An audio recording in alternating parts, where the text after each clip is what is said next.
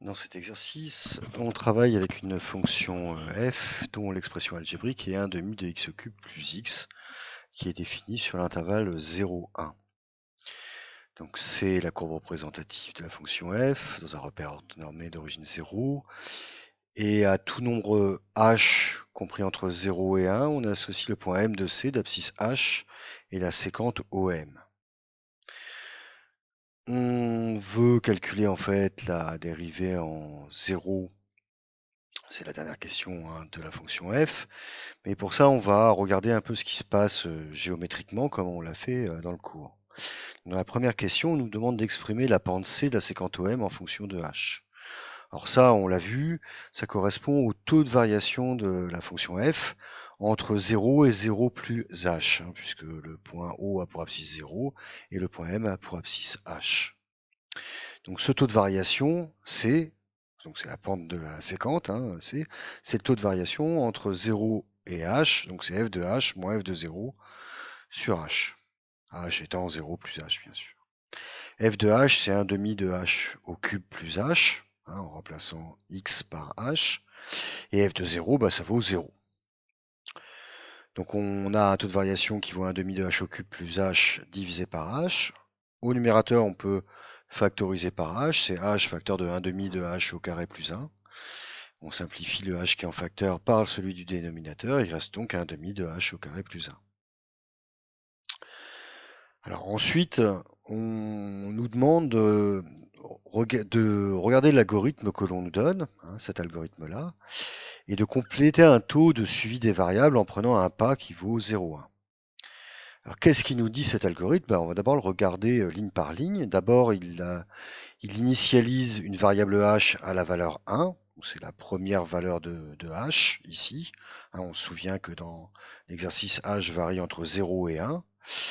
Et on se souvient que ce qu'on fait dans le cours, c'est de rapprocher le point M d'abscisse h du point O d'abscisse 0, donc de diminuer h. Donc on part de 1 et on va diminuer h. Alors comment on fait?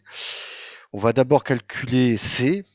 Donc tant que h, deuxième ligne, est strictement positif, on calcule C qui vaut 1 demi de h au carré plus 1. C'est le taux de variation qu'on a calculé dans la question 1. Et on lui demande d'afficher C.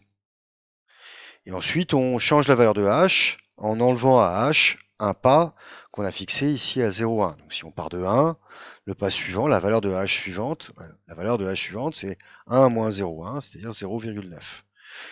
La valeur de h encore suivante, ça va être 0,8, ensuite 0,7, à chaque fois on baisse d'un dixième. Fin tant que. Donc la dernière valeur de h, il faut que h reste strictement positif, la dernière valeur de h va être 0,1. Puisqu'après on tombe à 0 et on ne continue pas la boucle quand h vaut 0. Donc du coup, le tableau de suivi des variables, il nous donne la valeur de h et la valeur de c correspondante. Donc on peut utiliser, c'est ce qui avait été fait ici, une version Python 1 ligne de cet algorithme pour calculer les différentes valeurs de c. Je le montrerai tout à l'heure. Donc on obtient ce tableau de valeurs là et on s'aperçoit que C, c'est-à-dire le coefficient directeur de la droite OM, la pente de la séquente OM, se rapproche petit à petit de 1. On peut faire la conjecture que la limite, quand h tend vers 0, de mon taux de variation, c'est 1. Et effectivement, 1 demi de h au carré se rapproche de 0. Et donc 1 demi de h au carré plus 1 se rapproche de 1. Donc du coup, dans la question 3, on nous demande quelle est la droite T, qui est la position limite des séquentes. C'est donc la tangente au point O, au point d'abscisse 0. Et une équation de cette tangente, donc comme f de 0 vaut 0, et que la dérivée en 0 va valoir 1, c'est f' de 0 facteur de x moins 0 plus f de 0, donc 1 fois x plus 0, c'est-à-dire y égale x. On en déduit que le nombre dérivé de la fonction f en 0, c'est 1. Donc je termine avec la traduction en Python de l'algorithme que l'on a étudié, avec la première ligne qui initialise la valeur h à 1, h égale 1, le pas qui vaut 0, 1, et la boucle tant que qui se transforme en while, en anglais, while h plus grand que le pas, strictement plus grand que le pas. Euh, on, on calcule la valeur de C, un demi multiplié par h au carré plus 1,